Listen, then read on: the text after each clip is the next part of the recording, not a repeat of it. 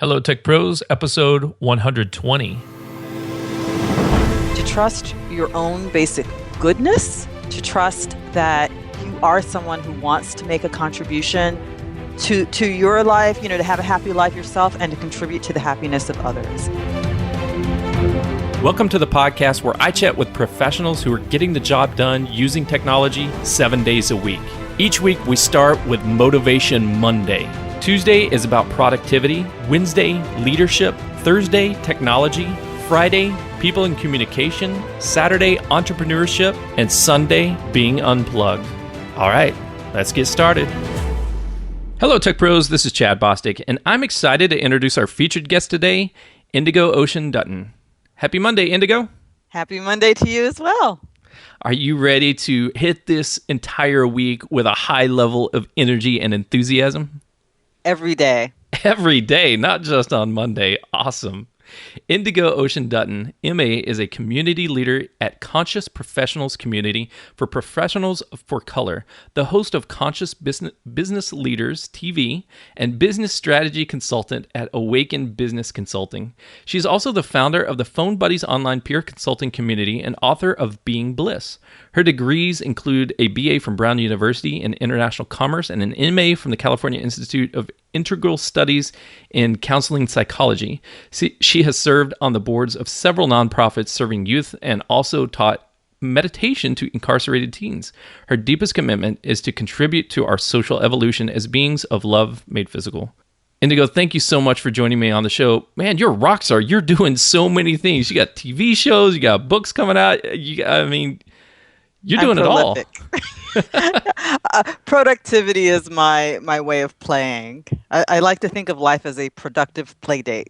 Oh, man, I'd love it. We're going to have to bring you back on Tuesday for a Productivity Tuesday episode to talk about how are you so productive? How do you get all of these things done at the same time or in conjunction with one another? But you know what? That's probably another discussion for another day, because today is Motivation Monday on Hello Tech Pros.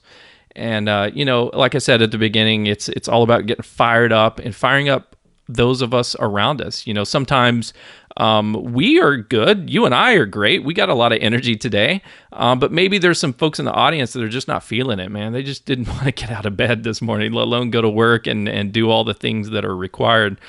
So, Indigo, maybe you could tell us a personal story about a time when you've been there, when you have been in that low point in your life where things weren't going the way you had planned, whatever was going on was just a low point for you, and you were struggling personally. And then tell us that story, set us up for where you were and what happened, and then we'll get through it, we'll shake it off, and we'll see what lessons we can learn from that.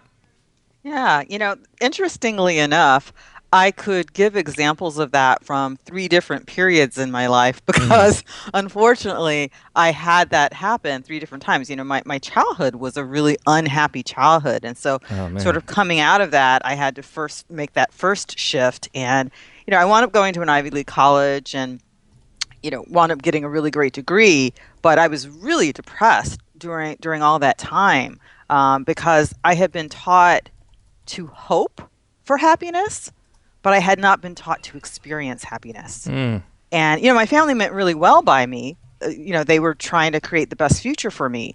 And we had a really hard present. We were very, very poor. And so, they got me to a position where I could get an Ivy League degree despite the family being so poor.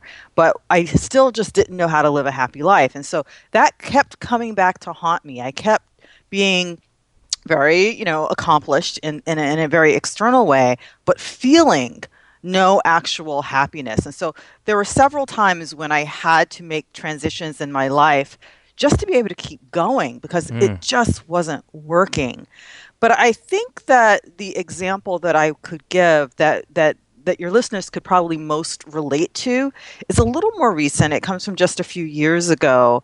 And I didn't sink as deep, but it's because from the other times I had already learned skills that I could fairly quickly apply. And that's why I didn't go as deeply into depression that last time.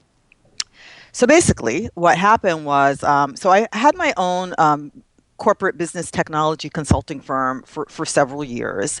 And I had a friend who started a similar company at the same time. So when we first started our companies, we were doing pretty much the same thing, but he went off in a direction of getting investors and renting space in San Francisco and hiring employees Yeah.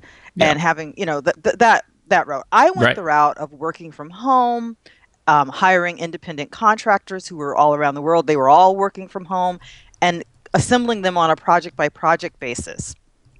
So several years later, I kind of felt like what I was doing just wasn't working. It was just too difficult. I didn't always know I could staff a project. So sometimes I had to let projects go because I couldn't staff them and things like that. And so he and I decided that we would merge our companies. And a part of that is I would have to become an employee at Hmm. his company and bring my clients with me and then work in the offices in San Francisco. And so at the time I thought it was a good idea. I got a great salary and I liked working with him. We'd worked together, when we first started out. But I actually turned out I was absolutely miserable. Oh man. like like the description you were giving earlier, like you don't want to get out of bed. Hmm. The first thought when you wake up is, oh no, Uh, it's a day not Saturday or Sunday, right? Like terrible way to start your day. Like that yeah. is the worst possible way to wake up with the thought, oh no. No kidding. Right? But that's where it was. And I had this commute. It was like an hour commute that was half driving and half on public transit. And both halves were bad for different reasons. The driving was stop and go. Yeah.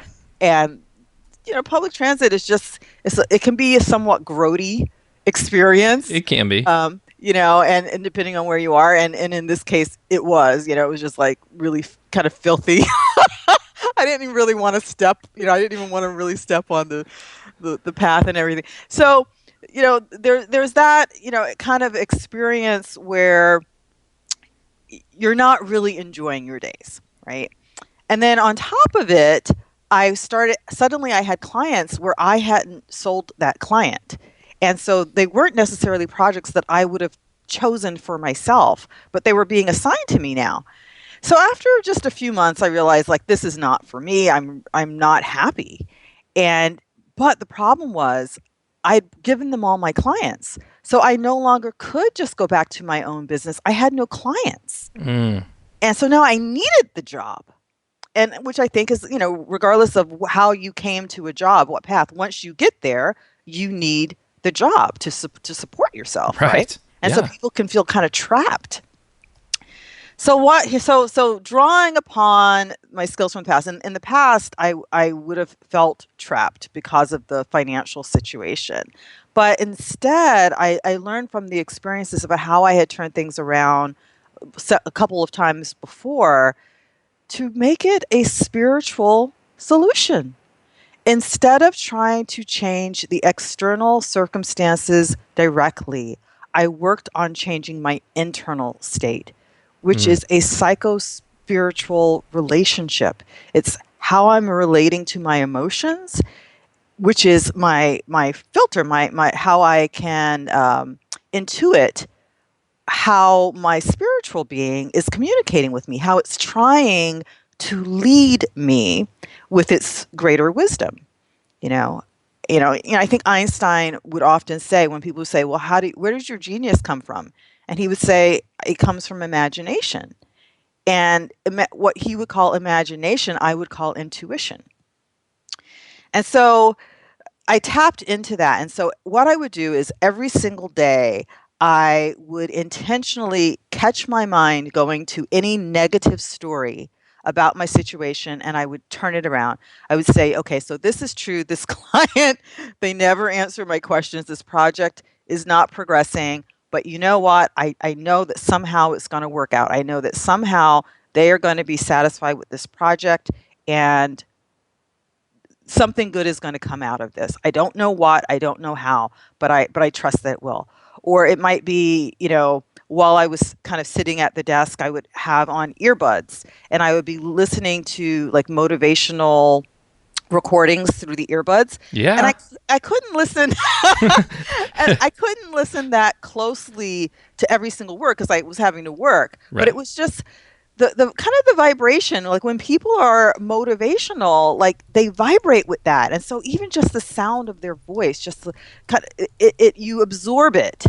And it's sort of like how entrainment works in music. You know how in musical instruments, one can entrain the other, like tuning I forks. know absolutely nothing about music. Okay. Well, okay. So there's this issue with sound waves. One can entrain another if their vibration is close enough, and it's sort of like that. You Okay. you're Like you frequencies that really resonate with each other and they yeah. complement each other. There you go. There Okay, you go. cool. And Gotcha. so just passively listening to it even just put me in a mood more like the person who was speaking Right. was in, right?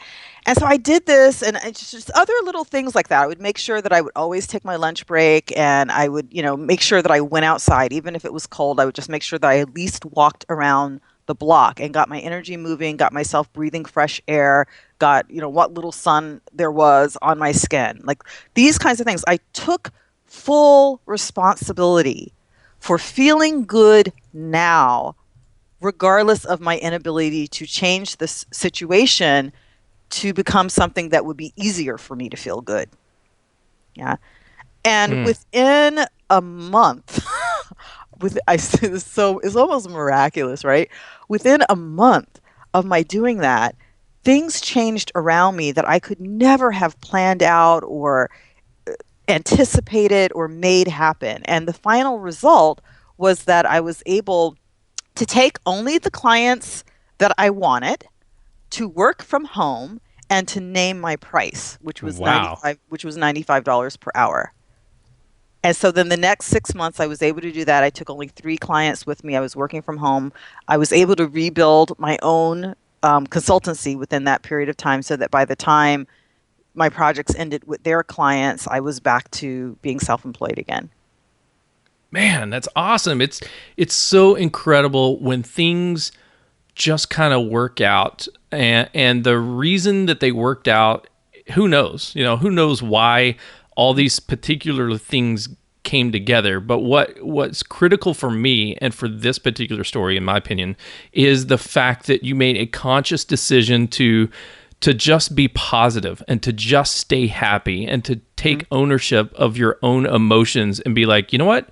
Forget this. It's a crappy situation, but I signed the contract. I'm in the deal. I'm doing the thing. I need the job. And so while I'm doing it, I'm just going to be happy, and I'm just going to act happy, and I'm just going to listen to other happy people on motivational podcasts, and I'm just going to get in that good mindset instead of like going down that rabbit hole that can get way, way down into a bad place really, really fast, which is, focusing on that negativity.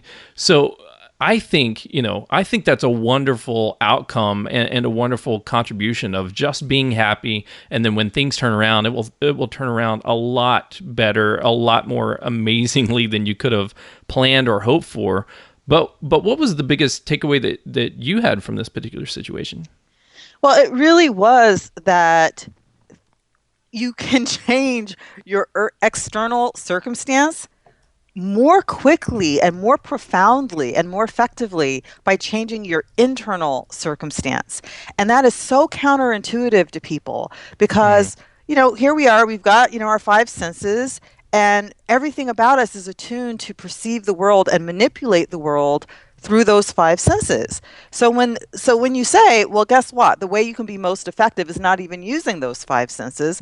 People are like, well, how could I possibly believe that? I can't see it. I can't smell it. I can't taste it. Right. It's like, Doesn't it's make not sense. real. And yet, neuroscientists have determined that there is so much of the information that is immediately available to us, so much data immediately available to us that we are not picking up on with our 5 senses, that it was as if you, metaphorically, if you made the information immediately available to us the size of our galaxy, then you put your arm out in front of you and looked at your thumbnail. The amount of information your 5 senses are picking up is the size of your thumbnail. That's how much our 5 senses are missing about what is going on right here in the available data. So to say, okay, so there's this galaxy of information, but I've decided that I'm only going to work with the thumbnail because that's the only part of it that I can see and smell and touch and hear.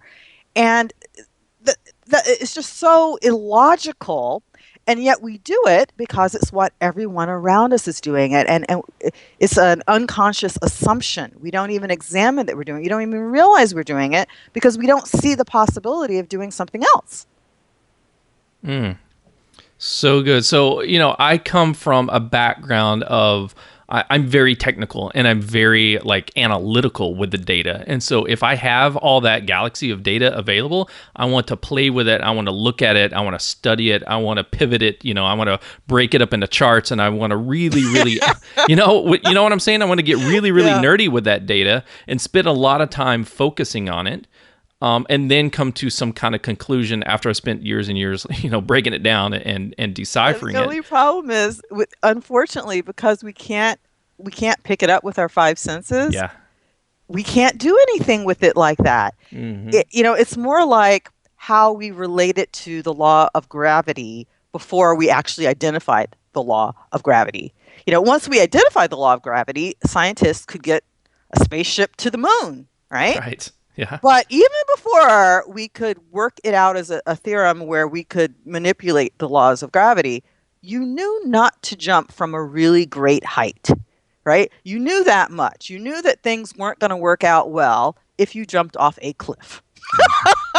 So we could work with gravity even before we really understood gravity. And so there's a little bit of kind of the cause and effect that's actually taking place around us. How do these things lead to these other things, where we're kind of still back in our prehistoric understanding of gravity. We can't get the rocket to the moon, but we can learn not to fall from any great heights. And in fact, we can even learn to create some results that we want.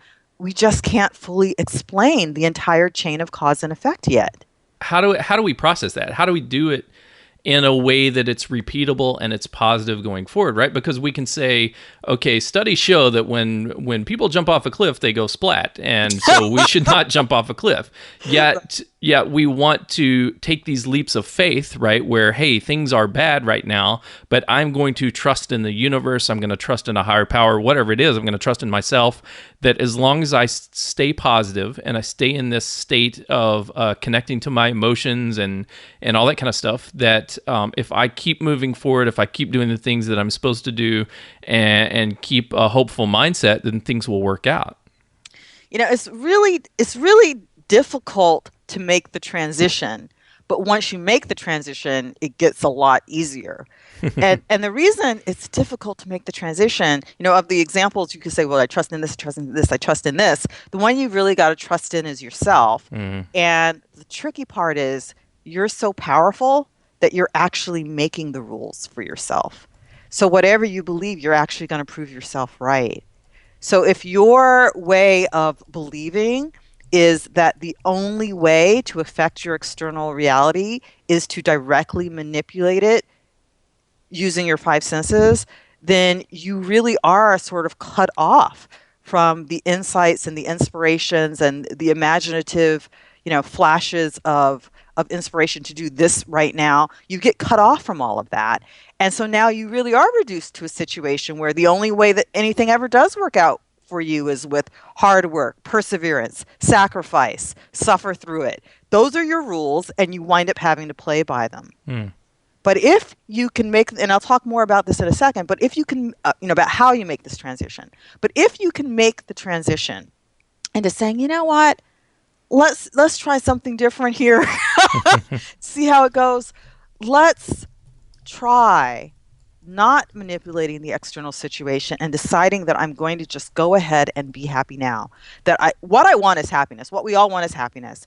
And I'm going to decide that I'm not willing to wait for my happiness anymore just because of this external circumstance. It's just not worth it to me. I choose happiness.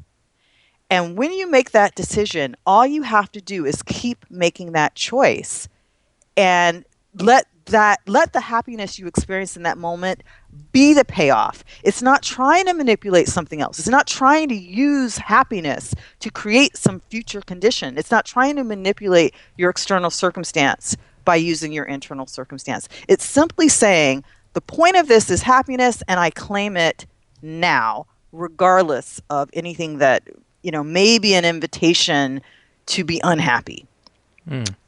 When you do that, you get two payoffs. Number one, you get the immediate payoff of actually being happy. Not bad, right? I mean, that's not a bad booby prize, right? Not bad. You get to just go ahead and be happy.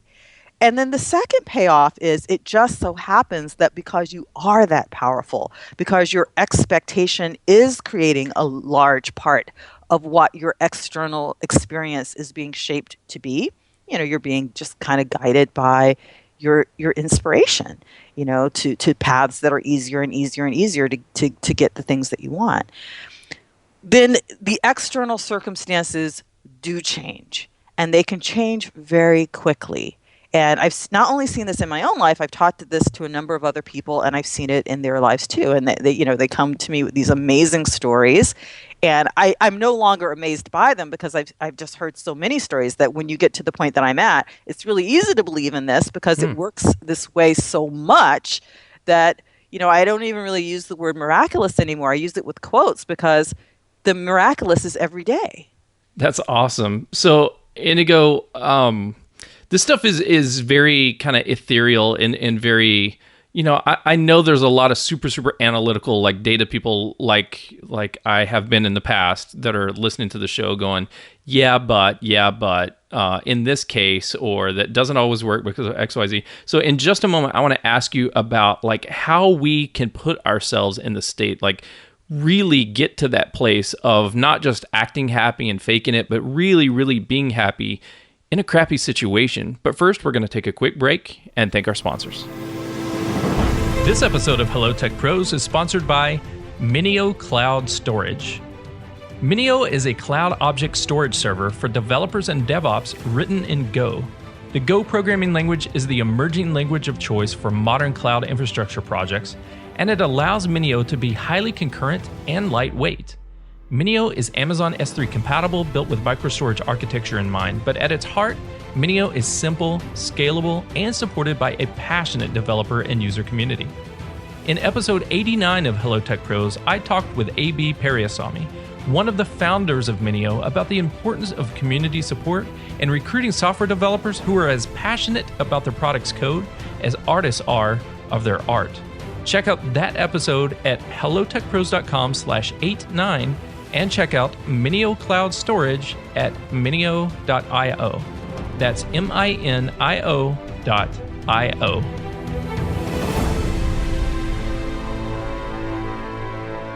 Okay, we're back with Indigo Ocean Dutton.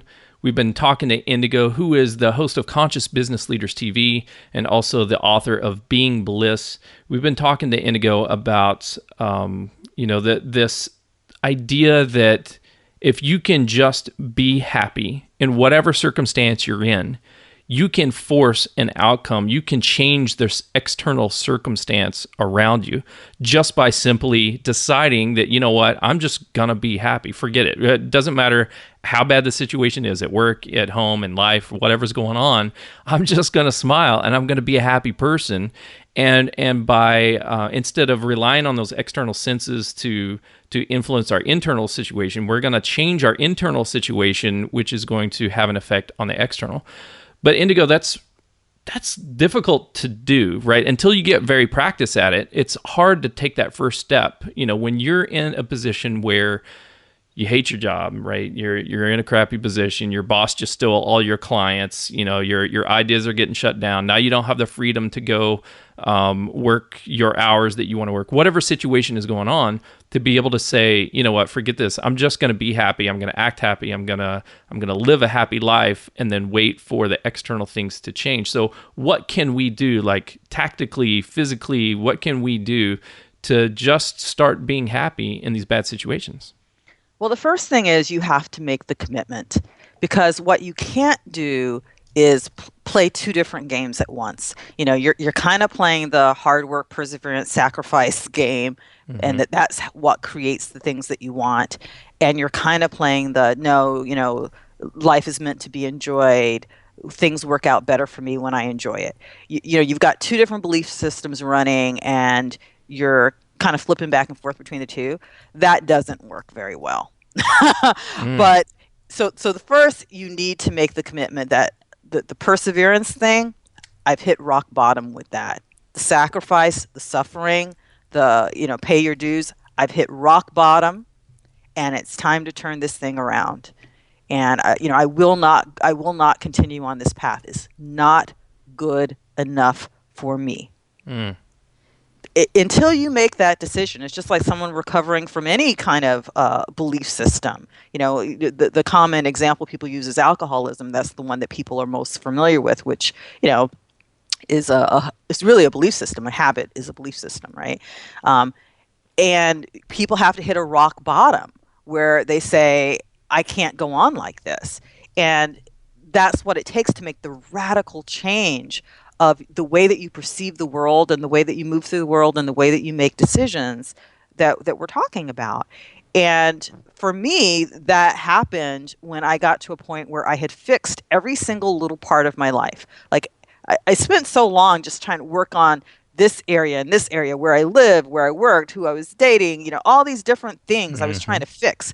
So Right. as long as all of that, as long as anything needed to be fixed, I could continue to live for the future and think that it's going to get better. I just need to work harder. I was working like 7 days a week Hmm. for Mm. decades. But I did, I started, I started a youth council when I was 15. I started a summer camp when I was 15. I was giving speeches when I was 16. I mean, I I was rocking it for a really long time, actually. And yet I was never happy. And so finally I got to a point where every single little part of my life looked pretty good. And I still wasn't happy. There was nothing left Mm. to work on, but I wasn't happy. And that's when I gave up.